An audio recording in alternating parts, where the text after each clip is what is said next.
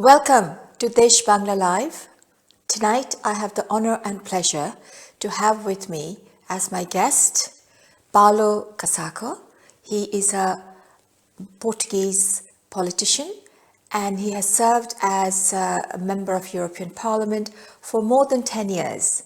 He is also the founder and executive director of South Asian Democratic Forum. May I welcome Paulo. Well, thank you very much for the invitation. It's a pleasure to be here with you and your audience. Thank you. You, of course, have been observing South Asia and in particular Bangladesh. What do you see and understand given the current scenario? In less than a week or so, we have the referendum and the election on the same day. Well, I think that, of course, that the over half of a century of the country has been plagued by military dictatorships, violence, religious extremism. The country, as we know, started with an horrendous genocide. And in the last 15 years, up to August 2024, we did really have the best period of the history of Bangladesh. This is absolutely objective. Things were not perfect, far from that. And of course, it would have been desirable that election with all the main political parties, and mainly BNP, would have been there in 2024 and with thorough observation. That being said, this explains that exactly according to the traditions of the country, a lot of people thought that the way to have a change of government would be through demonstrations. A lot of tragic events took place, nothing to be compared with the genocide, but it was a tragedy anyway, as Sheikh Hasina recognized herself. But I think people thought that there would be new elections. Well, they did not happen. And 1.5 years after, when the provisional authorities reinstate themselves as a kind of permanent government, because it's not 3 months, it is 1.5 years, they propose a new constitution that is apparently not finalized yet, without being drafted by any parliamentary assembly. And the history of democracies show that all democracies are built on constitutions that are drafted by parliamentary assemblies. This has been the case everywhere. And when there is a referendum of a text that comes out of a dictator, I mean, Hitler's case in 1934 is the most well known, but it has been like that a bit all over. This is a very bad beginning. But here it's even worse, because electors are called to vote in a situation where the constitutional framework is not decided. So they are called to vote for a referendum where they will say yes to a half-baked constitution. Within this constitution, this future constitution, because we do not know what it is, of course, that the powers of the parliamentarians that are elected at the same time will also be defined. And the situation is what was described by a political leader of Ershad. I just saw it yesterday, but I think that he really summarized the issue very well. He said, well, if Jamaat coalition wins, it wins. But if it loses, it also wins, because it stays in power, because the government will not change. And it's the same Jamaat coalition with Mr. Yunus and the citizens and so on that will continue in power. And this is absurd. This is not democratic, and this will lead to further problems. And within 6 months, what may happen, um, nobody really knows. If there will be a constitution, if there will be new elections, if these members will continue, in what framework, and the margin for political maneuver manipulation is enormous. That's not good for democracy. Absolutely. The current government, of course, as you know, has formed a constitutional reform commission. And as you rightly pointed out, constitutional reform can only be done by parliament with two-third majority, not a simple majority. So this power of constitutional reform has not been given to any government, leave alone an unelected government. Yet they undertook this process with engaging with different marginalized political party and one major political party. The other political party, Awami League, which represents about 35 to 40% of voters, were not engaged. What is most interesting is out of this process, they have what is known as a July Charter, and the word democracy and secularism has been taken out. So the government is pitching it is to ensure democracy, yet the word democracy and secularism, which ensures equality for all citizens without discrimination, is what has been taken out. The entire process is therefore coram non judice, because they have no mandate. No government has any mandate to reform the constitution. Now, if this referendum goes through and the government has become a party to this election, now you have a lot of experience in Europe. Given the referendum historically in Europe and elsewhere, does a government become a party as to which way the population, the citizens should vote? Yes, this is absolutely absurd. I mean, this is supposed to be a government that is only in charge of preparing elections in a neutral way. But how can they be taken as neutral when they are part of the procedure? Tania, you did explain the situation with your constitutional expertise better than anybody else I know. You are absolutely right. What I think is that all of this is simply a way to impose Islamist government on Bangladesh, to impose exactly what Bangladeshis rejected with so much suffering in 71. The destruction of all the symbols. I mean, it's very symbolic, as a matter of fact. I mean, that these new tenants of the power, I mean, they could not live with statues, with buildings, with museums that reminded the creation of the country. They really had a big problem. They had to erase. The rewriting of the history started immediately. That's what Mr. Yunus called reform. I mean, was getting to the manuals and rewriting reality. It's a bit like seeing a film of George Orwell's 1984 in full display. That's what we are seeing now in Bangladesh, and this has to stop. I think that the international community has an enormous responsibility. Whoever wants to see what has been the position of the main diplomacies.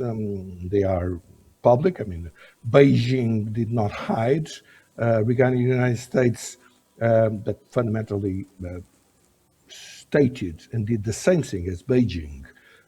Well, you have to go to the Washington Post and to see, these confidential issues from journalists to understand what happened, but it's fundamentally the same thing. So all of these people, Washington and Beijing is really the most important, but we could add the United Kingdom or the European Union.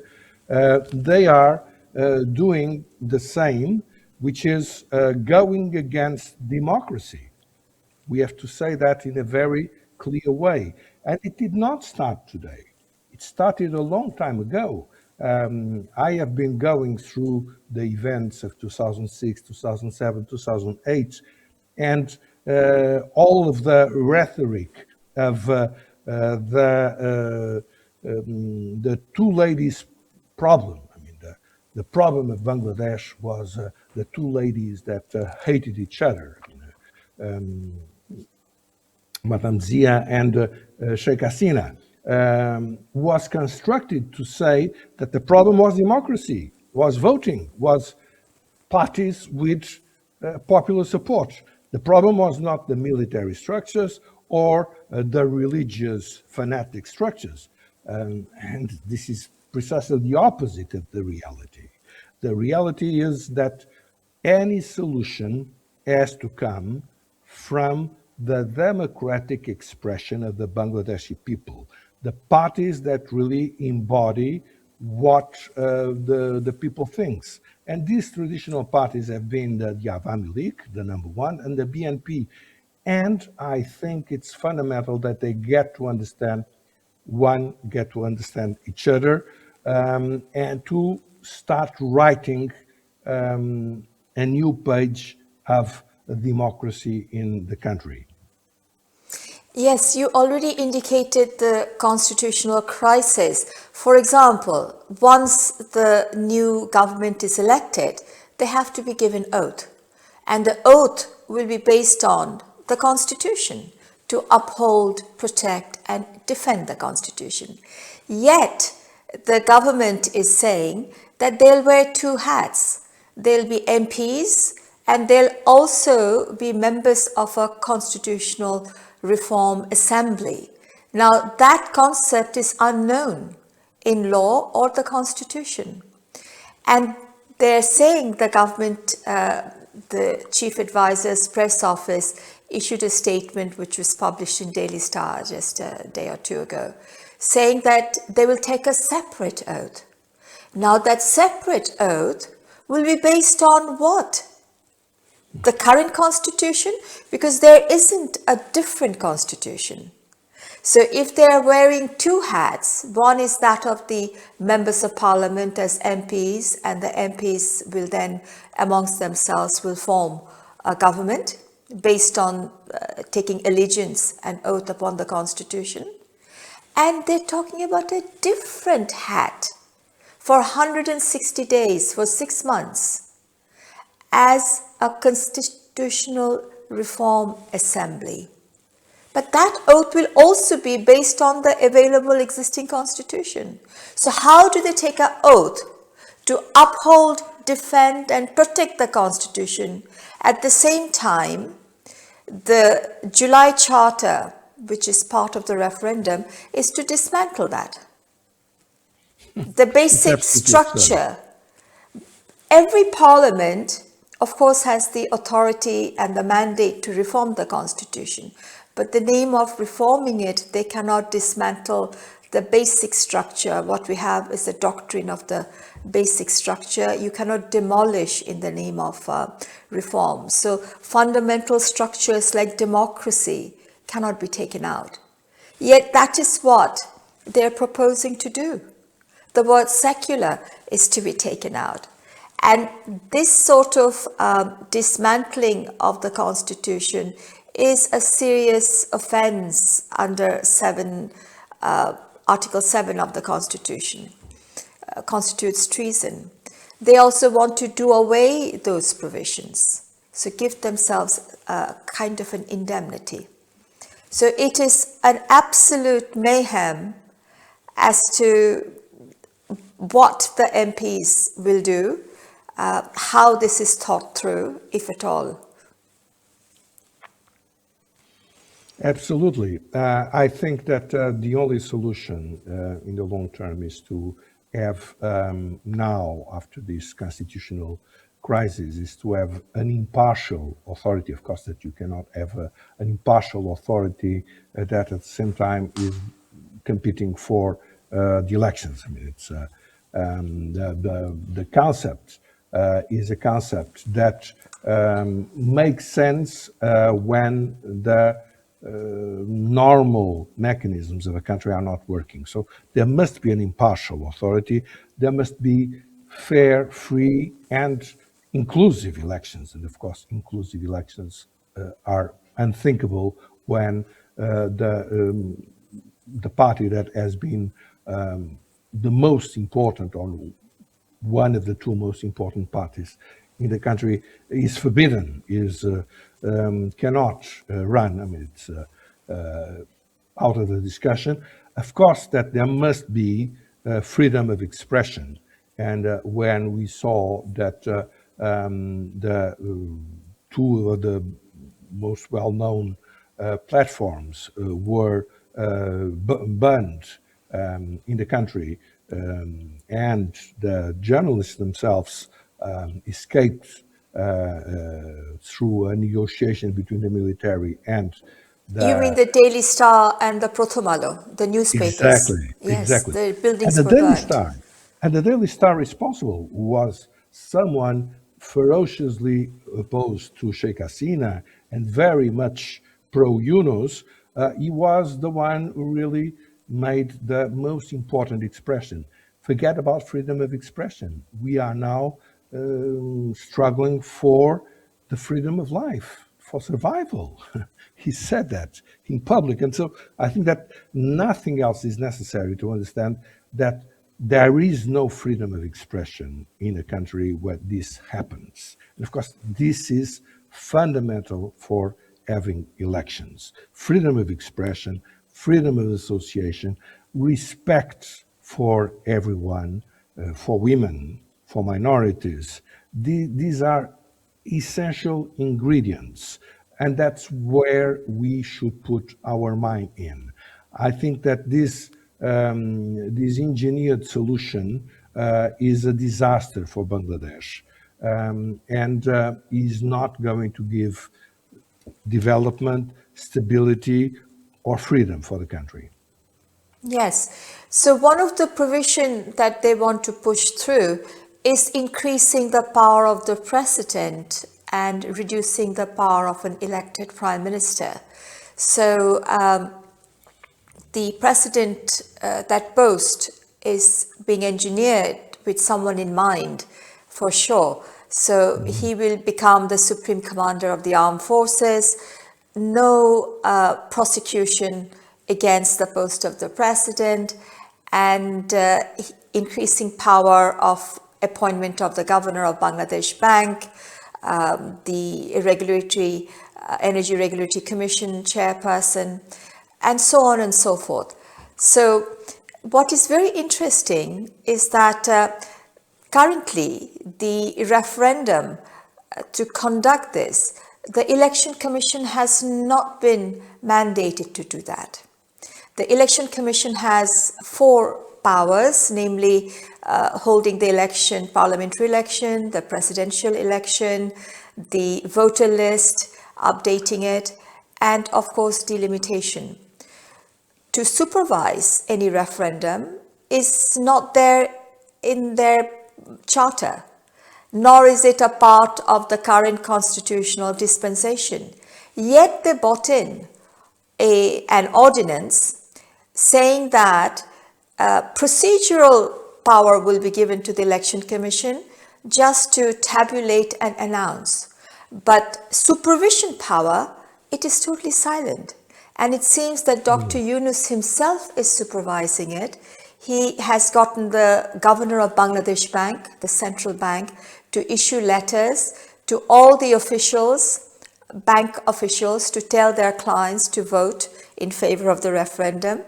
The bureaucracy, the police, and even when people are getting their energy bills, along with that, government is distributing leaflets to vote yes in favor of the referendum.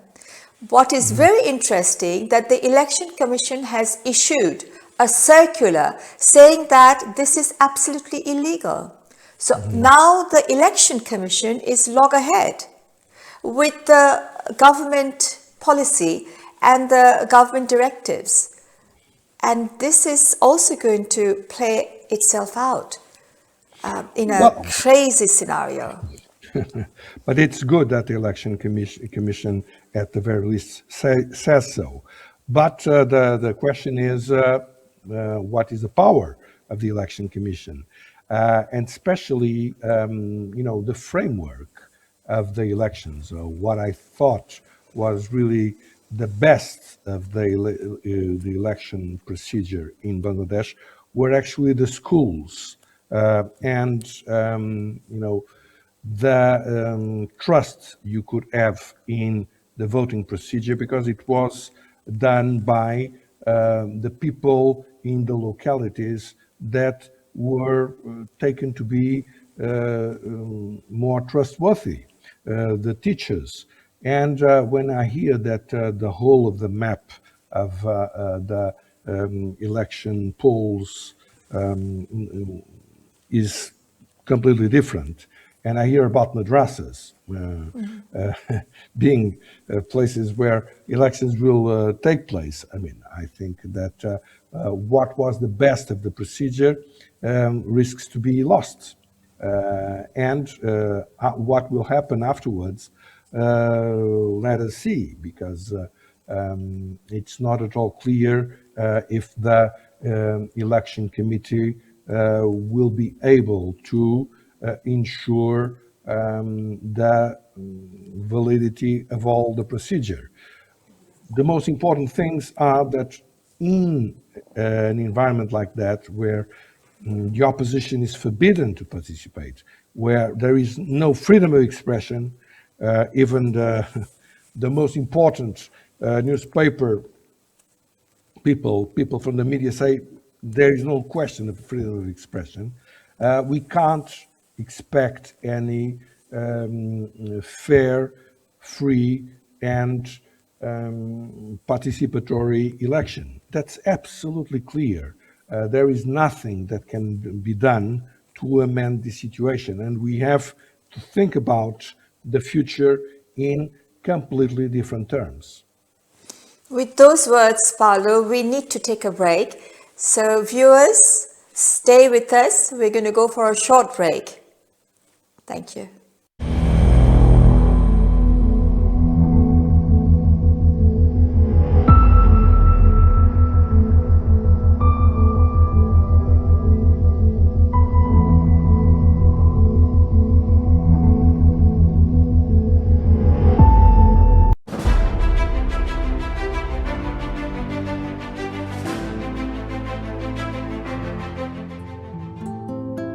पहले मैं ऐसी दिखती थी 3 साल पहले। अब इस बीमारी के बाद से मतलब मैं ऐसी हो गई हूँ। पहले मेरी बच्ची बहुत सुंदर और हंसमुख थी। वक्त उसकी खूबसूरती को मिटा गया। दीपा की दोनों किडनियां खराब हो गईं। डायलिसिस पे मेरी तबीयत हर बार बिगड़ती है, पानी भी नहीं पी पाती हूँ। डॉक्टर ने कहा है कि आप जल्द से जल्द ट्रांसप्लांट करा लीजिए, वरना आपके साथ कुछ भी प्रॉब्लम हो सकती है आगे, शायद आप ट्रांसप्लांट के भी लायक ना रहें। किडनी की बीमारी का असर धीरे धीरे लीवर पर भी होने लगा। 10 लाख रुपए बताए हैं। एक ही दुकान है छोटी सी किराए की, जिस पे प्रसाद बेचते हैं। जो कमाई होती है उससे घर चलता है मुश्किल से। काफ़ी कर्जा भी कर लिया है। मैं अपनी किडनी दूंगी अपनी बच्ची को। मैं चाहती हूँ आप लोग मेरी मदद करें, और ताकि मेरे को एक नया जीवन मिले, मैं अच्छी लाइफ जी सकूँ।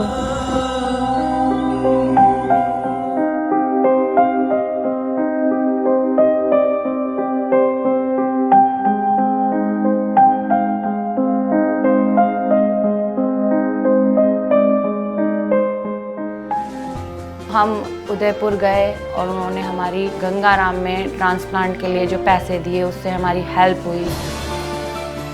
किडनी देने के लिए डॉक्टर ने बोला, मेरे मन में जरा भी कुछ नहीं आया। बच्चे को जीवन मिल रहा है माँ से तो कोई बुरी बात नहीं है।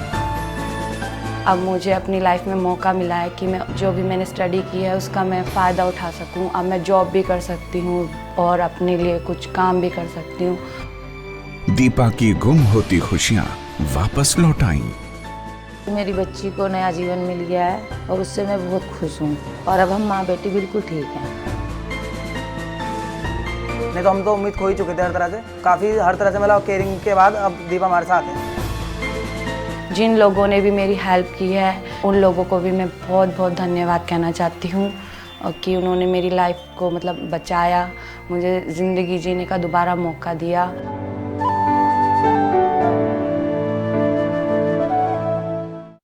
हमारा नाम अंजनेल है, हमारा डिस्ट्रिक्ट महबूब नगर, तेलंगाना।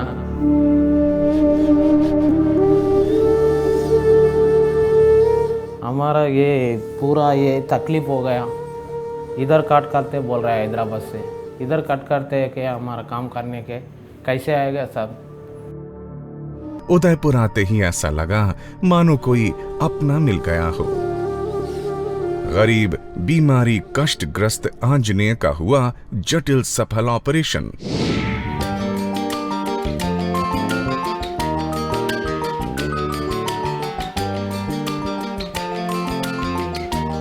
हमारा ये बीमार है, हमारा को इतना मोटा पैर है सर, इतना बीमार रहता वो निकल गया।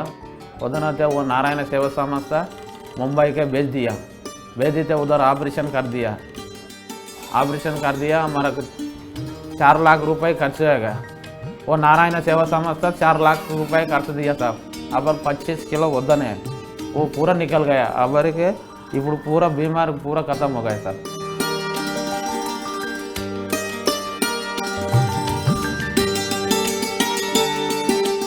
हस्बैंड पैर अंजनेलू, इतना पैर मोटा है, मुंबई से ऑपरेशन काट दिया। हमारा काम करने के चलने के अच्छा आएगा, अगर खोदने के दिक्कत नहीं है, हमारे चलने के अच्छा है।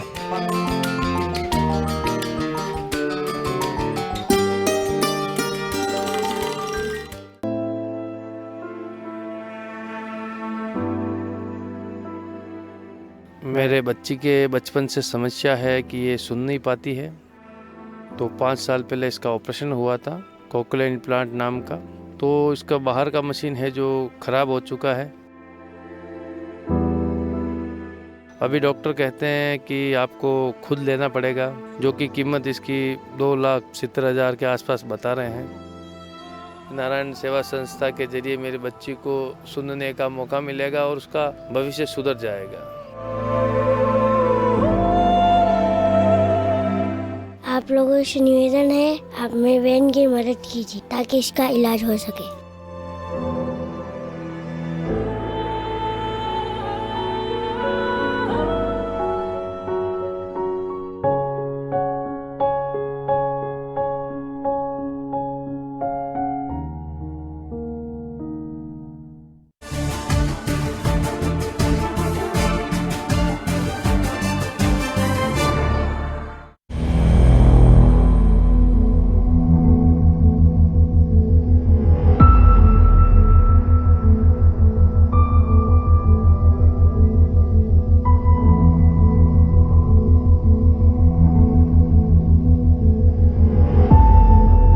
Welcome back to Desh Bangla. Thank you for remaining with us. Before the break, we were talking with Paolo Kasaka. Welcome back, Paolo. Thank you. Thank you. You were telling us before the break about the lack of freedom of expression, the freedom of the press. Over 200 journalists are in jail, the human rights defenders, the lawyers, about 700-800 of them has been accused of murder charges. The judiciary is compromised in a big way. So in these circumstances, you are indicating the responsibility of the international community, what they can do. Would you like to elaborate on that? Well, I think that the most surprising of everything that is happening in Bangladesh is really what the international community has been doing. There has been a lot of the so-called civil society that really participated a lot on the crisis in 2024 and very enthusiastic support of UNOS and everything that happened. Well, this civil society, if for nothing else, for not losing completely their credibility, they changed completely the tone. Because, I mean, you can't really ignore that the situation from any point of view, and namely from the point of view of the rule of law, the civil liberties, the human rights, it's far, far much worse now than it was under Sheikh Hasina. It's quite obvious. Well, the Vatican, which is still, an important player, and that's a state player, it's not a civil society. The Vatican has been perhaps the only exception, because the Vatican has been very engaged, not only with the Christian community, but with a lot of inter-religious dialogue. In Bangladesh, the Pope himself, he went there. And so the Vatican really expressed its very, very big concern for the situation in the country. Actually, the Vatican Declaration in the beginning of this year, the speech to the diplomats made by the Pope, actually placed Bangladesh at a par with the countries that are being ravaged by civil war, by jihad, like Mozambique or Nigeria. And this, of course, is a position that I think it's objective. I mean, if someone of an institution that took the trouble of getting there, getting the context, looking with its eyes and saying the obvious. What the Vatican is saying is not nothing, I don't think, has much to do with religion, has to do with honesty, that the Vatican did see. But if you exclude the Vatican, I mean, it's really unbelievable what we are seeing from the international community. We had, the United States, the former ambassador was nearly like the leader of the opposition. I mean, he was all the time doing whatever he could to criticize and to go against Sheikh Hasina. Just some days after the fall of the government, he was hired by a gas company in Bangladesh, gas company whose major client by far is Qatar. Okay, this is a very significant step. Do you mean Ambassador Peter Haas? Exactly. Right. Yeah. What about the current ambassador? Has there been a change, do you think? No, I think that the Washington Post revealed that there is no change whatsoever, and it's the same thing.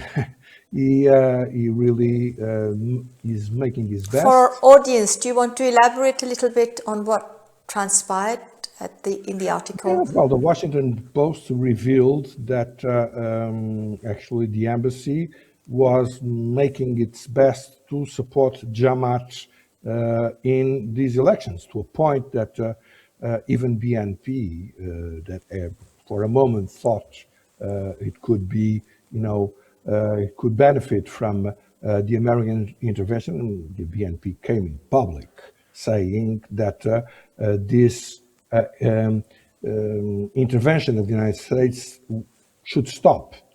So the ambassador changed. And by the way, now there is something very significant. President Trump changed a lot of ambassadors that were supposed to be career ambassadors. That was a big scandal, all over the world. Oh yes, he is meddling and so on and so on. But there is one he did not touch, which was Bangladesh. Biden policy continued completely as before. For a moment, when he just, the few days after he inaugurated his presidency, he used some of the financing, as to just to politically, to show how completely idiotic were the expenditures of the previous administration. But after some days, everything stopped and everything continued as before. Well, I think because for a very simple reason is that the Islamist network, and namely Qatar, are more powerful within the two administrations. Never mind, they have channels for one, channels for other, than anything else. And the problem is that the United States, and we could say exactly the same thing about the European Union and United Kingdom, not about Japan. Well, Japan thinks by itself. Japan is perhaps the most important. It's geographically the most eastern, but actually it is the most western in political terms. And Japan is really the country where things are thought in a different way. So I think They're the Japan, biggest donor of in Bangladesh. as well. But If I I'm may not just, speaking financially. I'm speaking about think tank, yes, about understanding the world. The understanding from Japan is the only one that makes sense, as a matter of fact, within the sure. West. If I may just come back on the earlier point you made, the reflection of the article in Washington Post and the transcripts of the conversation from the Bangladesh, the American embassy officials in Bangladesh, somehow trying to be apologists for Jamaat, and it seems they were having a conversation with women, possibly those who are in NCP and who have now been disillusioned and resigned en masse. And on the gender issue and the Jamaat, how they're going to undermine the women's empowerment, and seems to be an apologist that since women are the laborers for the garment factory and US is the largest buyer, how indirectly they will put pressure to allow the women to work. But the question remains, will they be micromanaging day-to-day affairs of Jamaat, or can they at all change their DNA, which is fundamentally does not believe in equality on the based on, and continues to discriminate on the ground of gender, color, or religion? And to what extent this is totally opposite to the US policy in Iran, where they are directly, not indirectly, directly supporting the cause of women? Well, exactly. I mean, this is exactly the point. They are able to, at least theoretically, have exactly the opposite positions in Bangladesh and in Iran. I saw it the first time, regarding Afghanistan. It's the same thing, in Afghanistan, they also made a theater. Oh, yes, the Taliban promised so and so, and it's Taliban 2.0. It's different. And it's exactly the same theater, what they are doing with Jamaat. I mean, no one that has a bit of experience does believe this theater. Knows this is nothing. What is very interesting was this Jamaat leader declaration saying, well, we will diminish the time of that women are allowed to work in factories from 8 to 5 hours. Well, of course, for the wealth of the women. Whereas everyone understands that in an equal rights society, the issue is to say that within a family, the work, the domestic work, has to be shared the same way that the professional work is shared. And families have to adapt to this, and this is the challenge. I mean, not only for Bangladesh. I mean, it's a general challenge. all over the world, the message is the opposite. Women's role is in the kitchen. But for the time being, it's 5 hours. Well, of course, this is a tactic because they want to finish it very, very clearly. Yes. So recently, the Jamaat, Amir gave an interview saying that women have no role in leadership. Of course, he's forgotten that it's because of the 2 women leaders in Bangladesh that grace was granted for this party, which acted against the cause of Bangladesh and allowed them to do politics, which is actually unheard of. In Europe, no Nazi party is allowed to operate or do their politics. So I don't know of any country where a political party which has its hands in genocide, which is against the cause of the country, the birth of the country, is allowed to operate post-independence. So the 2 women leaders we've had, it was allowed their grace. So it was under them that Jamaat leader was allowed to operate. So for them to say they don't believe in women's leadership is rather funny. Yes. Yeah, well, it's they are not being, even the Taliban, they were careful enough to change around the time. I mean, they did not start from day one saying, well, women are forbidden to go to school. They didn't say that on day one. It took some time getting there. But it's incremental, step by step. Incremental. Yes. It's 5 hours. From 5 to 0, they will adapt according to circumstances. But that's what they have in their minds, to put the clock backwards, to withdraw the rights of women.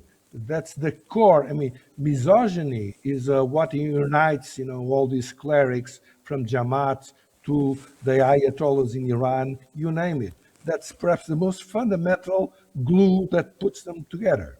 And of course, to have these Western people that speak about, women's rights all the time. Well, and even some feminist organizations, by the way, that really leave me a bit very, very, very surprised. I mean, it's really to play with vocabulary. Because this is fundamentally what they are doing.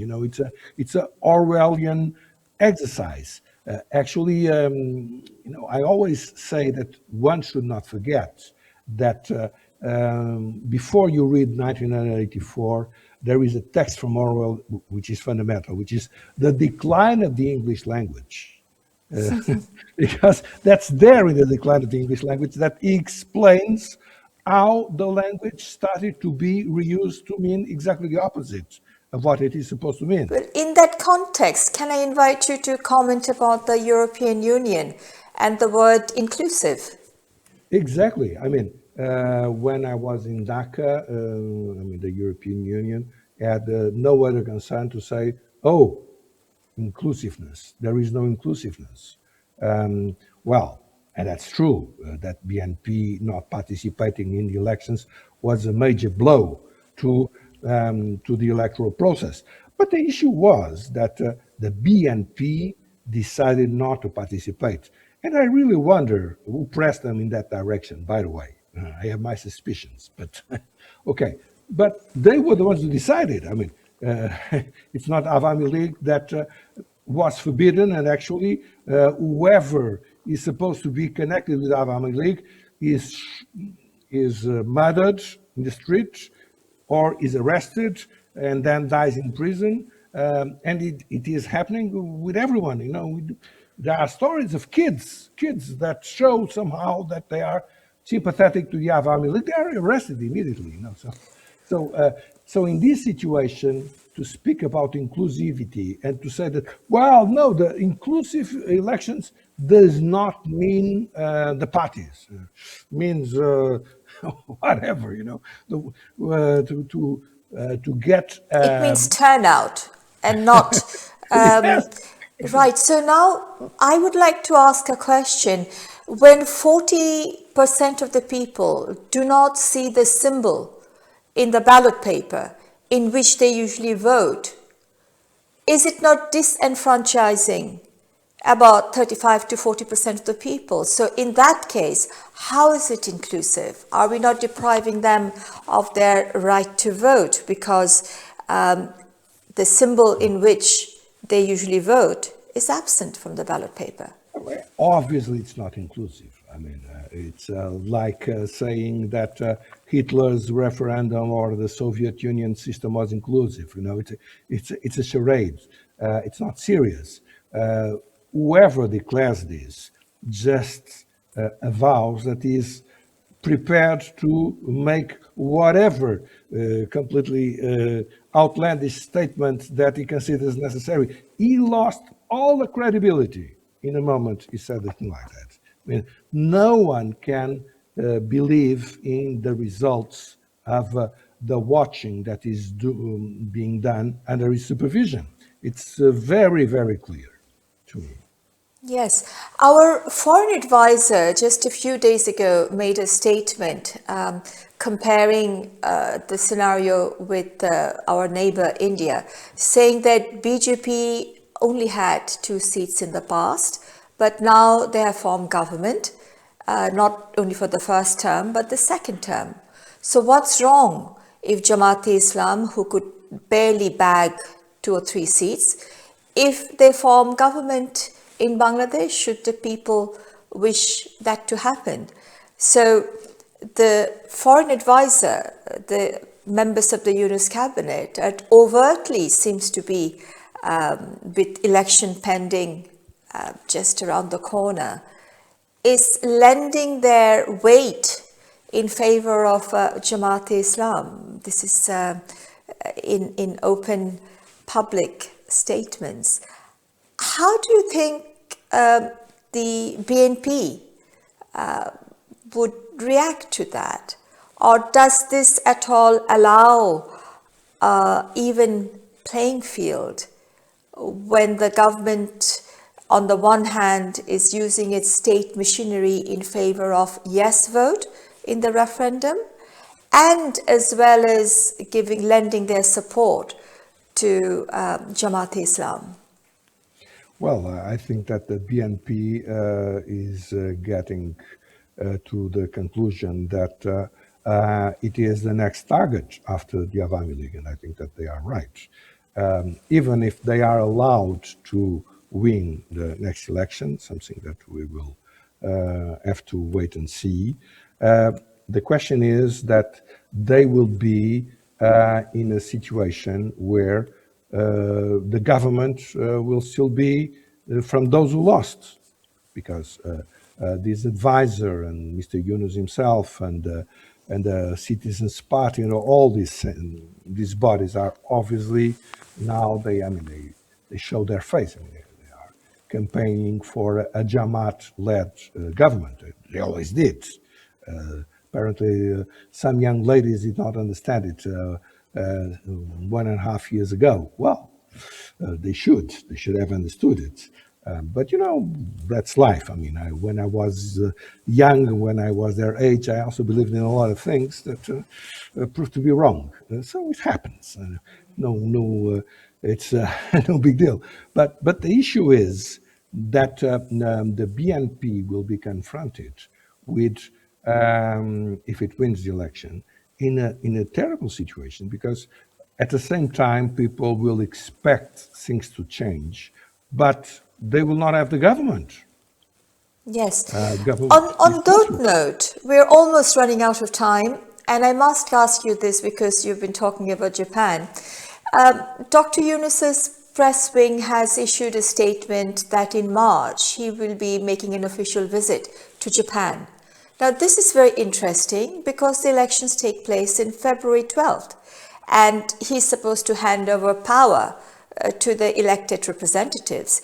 Yet, plans have been made for him to visit Japan in his official capacity. So what you have indicated that with the referendum and the yes vote, how will it work? Will he get himself as the president of the country with Jamaat and BNP, a coalition, a national government? But whatever the formula is, the plan has been formalized, sealed, signed and delivered that he will be visiting Japan in March. That's weird. What's your assessment? Yes, of course, that he is, I mean, Mr. Yunus, and actually we just have to see his past. I mean, he never contested an election, you know. I don't think he believes at all in free and fair elections. So for him, the fact that there are elections is not really important. I mean, that whoever wins the election might think that he should not be there. It's not important. I mean, he speaks like a dictator. That's it. My expectations, anyway, are not that he will be there for forever. Well, there are reasons that are quite obvious, because he's not a young man any longer, but also because he's a businessman. You know, he just wants to ensure that his business is taken care of, and I think that's why he wants to leave the Jamaat people in charge, because that's the guarantees for his business. So if it will not be now, well, in 6 months or wherever, and whatever it's necessary, because in a country where there is no rule of law, anything is possible. Right. Well, on a note that perhaps Bangladesh will turn around, there's a lot of confidence and faith in the resilience of the people. So this convoluted way of trying to throw away the constitution, which is absolutely ultra-virus, because once the MPs are in parliament in their capacity as MPs, they can debate, and no referendum or no power can bind the future parliament. A parliament is an expression of the sovereign power of the people, and no parliament, no future parliament can be told what to do or what not to do. So let us see how things unfold, and I would like to thank you for coming on this show and hope to have you back again. And this is not the end, the beginning of your relationship with Desh Bangla. Thank you very much for the invitation. It was a pleasure, and let's hope that Bangladesh will overcome this difficult period. That's the most important thing. Thank you again. Enjoy Bangla.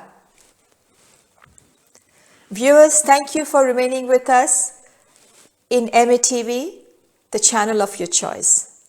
Good night.